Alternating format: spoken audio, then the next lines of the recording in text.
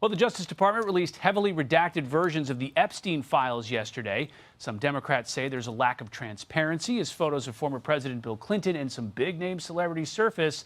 Madeline Rivera is live with the latest. Madeline. Rich, this might just be the beginning because as we saw this morning, the Justice Department is releasing documents on a rolling basis. Deputy Attorney General Todd Blanche says we could perhaps see thousands more files in the coming days. Here's what he says is the reason for the delay. What we're doing is we are looking at every single piece of paper that we are going to produce, making sure that every victim, their name, their identity, their story, to the extent it needs to be protected, is completely protected. Yesterday's release featured several photos of a prominent Democrat, former President Bill Clinton. He was pictured with several celebrities, including Mick Jagger, Diana Ross, and Michael Jackson. What's good, people? Dr. John here. So this is absolutely massive. A single sentence on live Fox News shattered months of carefully constructed administration narrative. A crack in the armor so significant that the people who benefit from its disappearance have worked overtime to make sure it fades. It hasn't. The setup was deceptively simple. I want to talk about the Epstein case because it has occupied so much of your tenure here. And earlier this year, the department has turned over now more than 3 million pages of documents related to Jeffrey Epstein. But Capitol Hill still has questions. Would the department object to Pam Bondi, now as a private citizen, sitting down with them? So I think that's something that they're working out. By they, I mean Chairman Comer and other members of the committee with the Attorney General.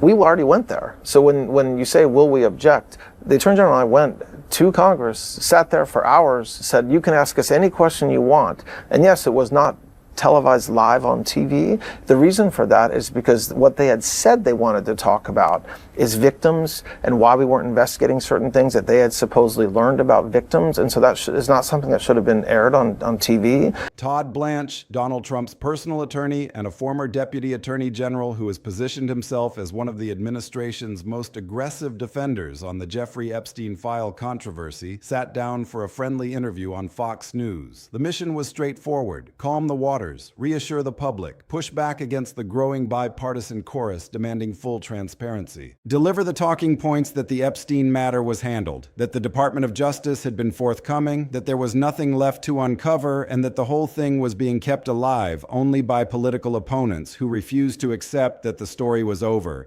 What we have said is that from the information that we have within the Epstein files, we do not have a case against anybody. And so guess what?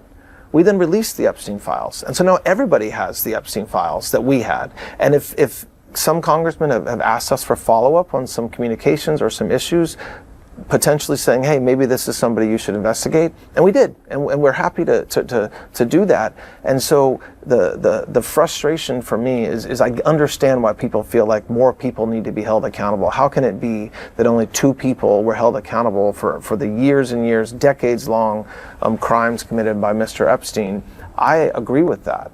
This case was investigated by multiple prosecutors, dozens of federal agents over the course of many years, over the course of 12 years. This was supposed to be a cleanup operation, a mop-up appearance designed to drain the energy from a story that the administration desperately wanted to put behind it. Blanche was the designated closer, the credible surrogate sent in to shut it down, except he didn't shut it down. He detonated it. In the midst of what should have been a routine recitation of carefully lawyered reassurances, Blanche let something slip that directly contradicted the entire edifice of official statements the administration had been issuing. He confirmed in plain language, on camera, without apparent awareness of what he was doing, that the Department of Justice has been conducting a thorough investigation of new Epstein materials since January of 2025. The past administrations, some of the past investigations weren't as thorough as folks would I think demand now when it comes to Mr. Epstein. I think it's partly that. And so I think it's a combination of trust that I think we had to fix over the past year and a half with the Epstein files, which, remember, it's worth saying, for 4 years, nobody cared. Okay, so for 4 years, you barely heard a peep about the Epstein files. And so that's 4 years of time lost. That's 4 years of memory loss, of people, not maybe remembering things they otherwise would.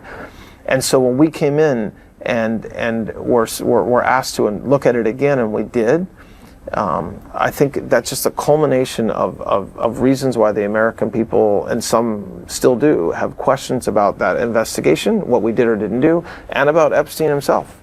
A thorough investigation, new materials, still ongoing. Those words, spoken by Trump's own lawyer in the very forum designed to neutralize the story, accomplished the exact opposite. They confirmed that the investigation is not closed. They confirmed that there are materials still being reviewed. They confirmed that the narrative of completion and transparency that the administration had been peddling was, at minimum, incomplete, and at maximum, deliberately misleading. The reaction from the Fox News host seated across from Blanche was what transformed this from a significant slip into a viral political earthquake. This was not an MSNBC anchor looking to score points against a Republican administration. This was not a CNN journalist with a history of adversarial coverage. This was a Fox News host on a Fox News program on a network that has been one of the most reliable amplifiers of the Trump administration's messaging throughout this second term. And when Blanche made his accidental admission, the host did not let it slide. He did not smoothly transition to the next question. He pushed back. He expressed visible skepticism. He said essentially that the fact this investigation has been going on for so long, without the promised evidence materializing, without significant prosecutions, without the accountability that people have been demanding, is genuinely concerning. He told a member of the Trump administration on live television that people are not buying the official story anymore. That moment, that unscripted exchange between a Trump lawyer trying to close a door and a Fox News host refusing to let him close it is what sent the clip spiraling across social media platforms within hours. People on both sides of the political divide recognized something real happening in real time. They saw the friendly venue stop being friendly. They saw the surrogate lose control of the narrative. They saw the contradiction exposed not by an opponent, but by the administration's own words coming out of its own lawyer's mouth on its own preferred network. And that combination is so rare in the current media environment that when it occurs, it lands with the force of a revelation, because it is a revelation. To understand why this matters as intensely as it does, you have to understand what the Epstein story represents at this stage in American political life. Jeffrey Epstein is dead. He died in a jail cell under circumstances that remain the subject of intense speculation and legitimate suspicion. But the files he left behind, the documents, the communications, the flight logs, the depositions, the financial records, the photographs, the entire sprawling archive of a decades-long criminal enterprise that entangled some of the most powerful people on the planet, those files are very much alive. They are the subject of ongoing legal battles, ongoing congressional pressure, and ongoing public fascination that cuts across every traditional partisan boundary. The Epstein story is not about left versus right. It is about the powerful versus the powerless. It is about whether a system that claims to deliver equal justice under law actually does so when the people being investigated have the resources and connections to make investigations disappear. That question haunts the American public, and it haunts them regardless of their political affiliation. The administration understood this, which is why they invested so much effort in trying to manage the narrative. The July 2025 DOJ memos that suggested the Epstein matter was essentially resolved were designed to create a sense of finality, to give permission to the public to stop paying attention, to drain the energy from a story that had the potential to damage powerful interests. The December 2025 release of more than 29,000 pages of Epstein-related documents was similarly strategic, a massive document dump that was supposed to demonstrate transparency while simultaneously burying the most sensitive material in a volume of paper so enormous that few people would have the time or expertise to parse it comprehensively. The administration's messaging throughout was consistent. We have been transparent. We have released what there is to release. There is nothing more to find, and anyone who says otherwise is playing politics. Blanche's slip on Fox News incinerated that messaging in a single sentence. If the DOJ has been conducting a thorough investigation of new materials since January 2025,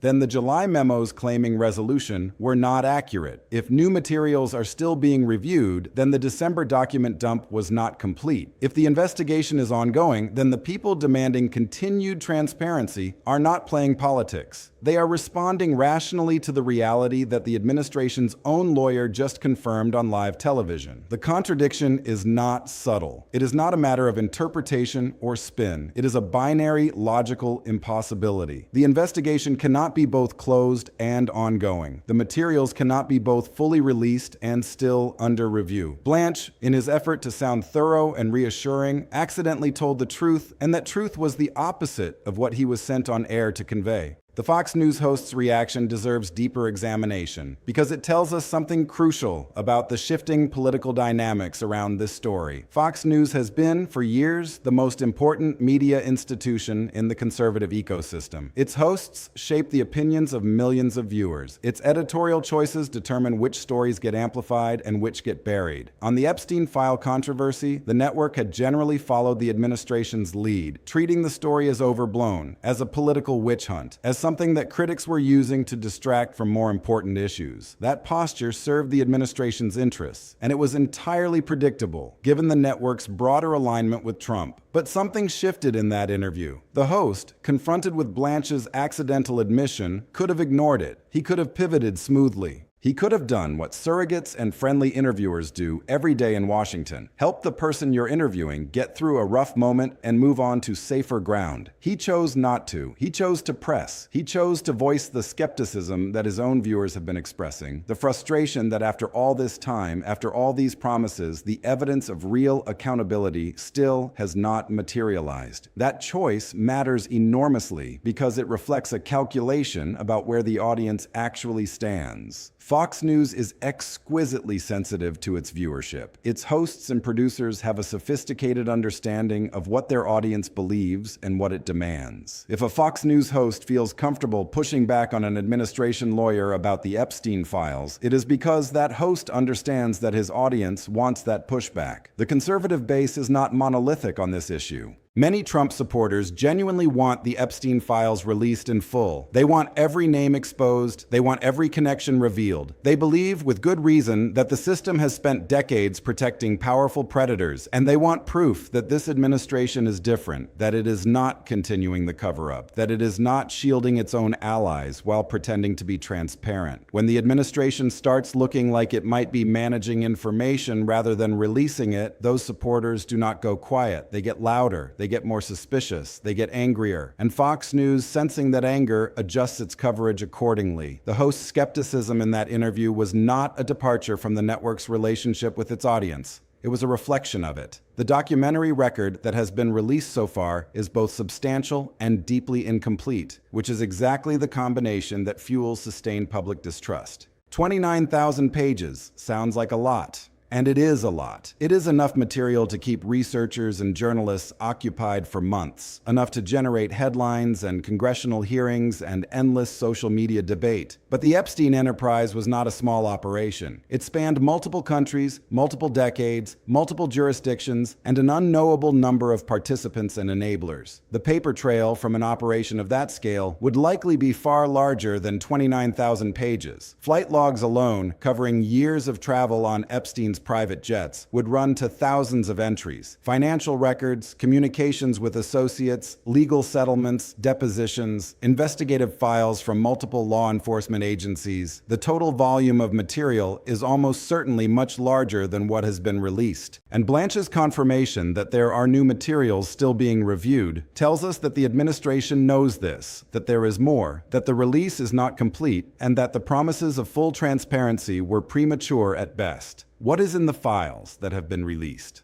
The public record is complicated and resists easy partisan framing. There are documented connections between Trump and Epstein's social world stretching back to the 1990s. There are references to Trump taking flights on Epstein's private jet during that period, placing him in proximity to Epstein's orbit at a time when Epstein was actively cultivating relationships with wealthy and powerful figures. There are also FBI documents showing that Trump warned Palm Beach police about Ghislaine Maxwell, Epstein's associate and convicted co-conspirator, in the 2000s, describing her as evil at a time when many in those same social circles were apparently looking the other way. There are reports from early 2026 indicating that Trump thanked police for investigating Epstein during that same period. The picture that emerges is not a clean narrative of guilt or innocence. It is a messy, human, complicated picture of someone who moved in overlapping social circles with a predator and who, at certain points, appears to have assisted in raising concerns about that predator's associates. Both things can be true simultaneously. The public is capable of holding complexity. The demand for full file release is not a demand for a particular conclusion. It is a demand for the evidence, all of it, so that people can draw their own conclusions based on the complete record rather than on carefully curated partial releases accompanied by official spin about what the documents do or do not prove. The administration's resistance to full release, combined with Blanche's confirmation that there is still material under review, makes that resistance look less like a good faith effort to protect investigative integrity and more like a strategic choice to control what the public is allowed to see and when they are allowed to see it. The congressional pressure building around this issue is not a Democratic creation. It is a genuinely bipartisan phenomenon, and the Republican participation in that pressure is what makes it politically dangerous for the administration. More than 100 members of Congress, including a significant and growing bloc of Republicans, have indicated clear support for a full and unredacted release of the Epstein files. That is not a fringe group. That is not a handful of malcontents who can be dismissed or ignored. That is a substantial portion of the House Republican Conference, the very people whose votes the administration needs on every other priority, signaling that on this issue, they are not going to fall in line behind the official story. They are hearing from their constituents. They are hearing from voters who believe, with genuine passion, that the Epstein files represent a test case for whether the system actually works. And they are concluding that the political cost of being seen as protecting the secrecy around those files is higher than the political cost of breaking with the administration. Representative Ro Khanna added another layer to this pressure when he stated publicly and on the record that he believes there are more emails that likely mention Donald Trump and that this information is going to come out and be exposed. Khanna is not a marginal figure operating from the fringes of his party. He sits on committees with access to information that the general public does not possess. His confidence that more material exists and will eventually become public is not wild speculation. It is the informed assessment of someone who has seen more of the picture than most people have.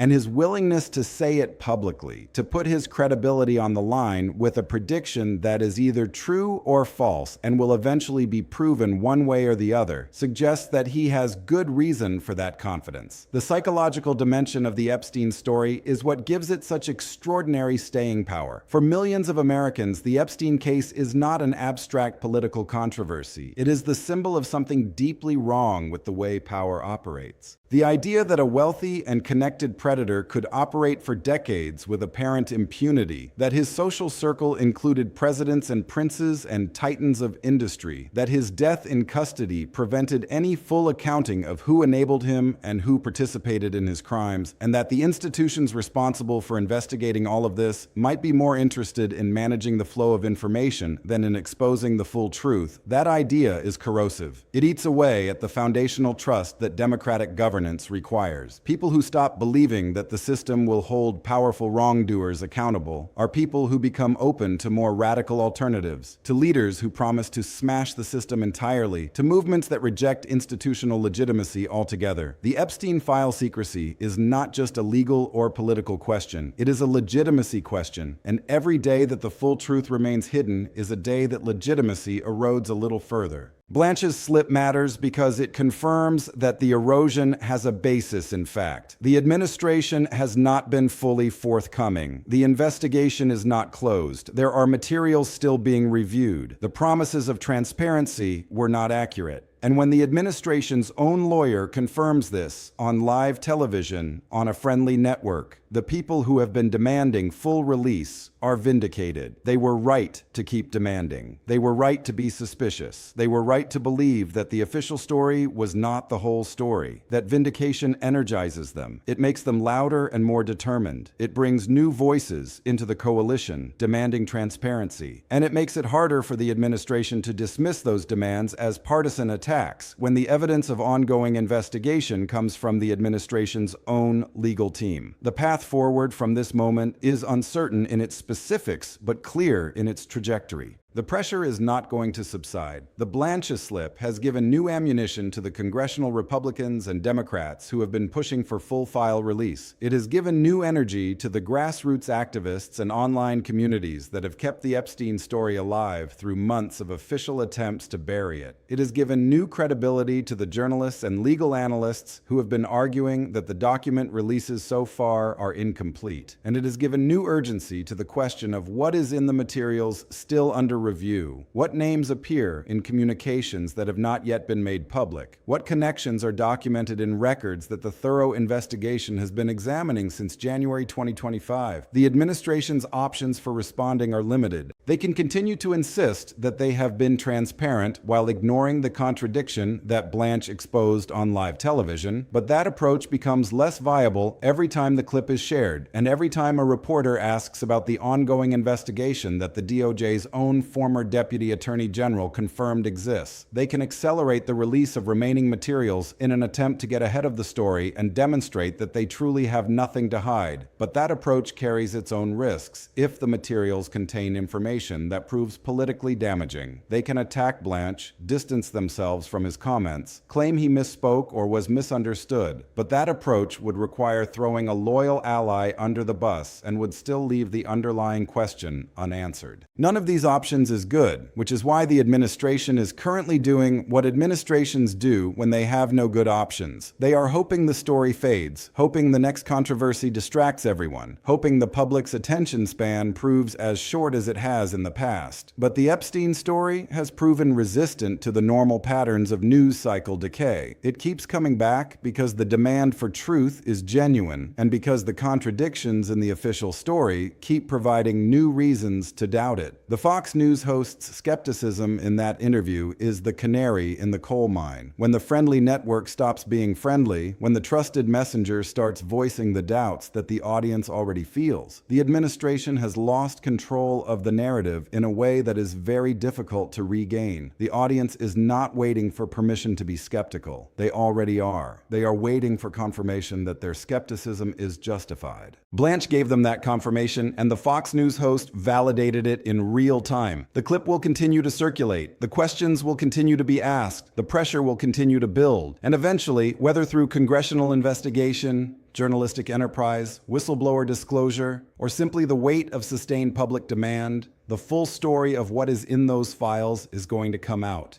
When it does, the people who tried to manage the truth rather than release it will have to answer for that choice. And the people who kept demanding transparency, the 100+ members of Congress, the grassroots activists, the skeptical Fox News viewers, the ordinary citizens who refused to accept the official story at face value, they will be able to say that they were right all along. The Epstein file controversy is not going away because it cannot go away. The questions it raises are too fundamental. The trust it has eroded is too important. The demand for accountability is too widespread across too many different political communities. Blanche's accidental confession on Fox News was not the cause of this crisis. It was a symptom, a visible manifestation of the underlying reality that the administration has been trying to conceal. The investigation is ongoing. The materials are still being reviewed. The full truth has not been told. And now, because of a single sentence spoken in an interview designed to shut the story down, everyone knows it. The only remaining question is what happens when the rest of the truth finally emerges, and who will be standing on the right side of history when it does.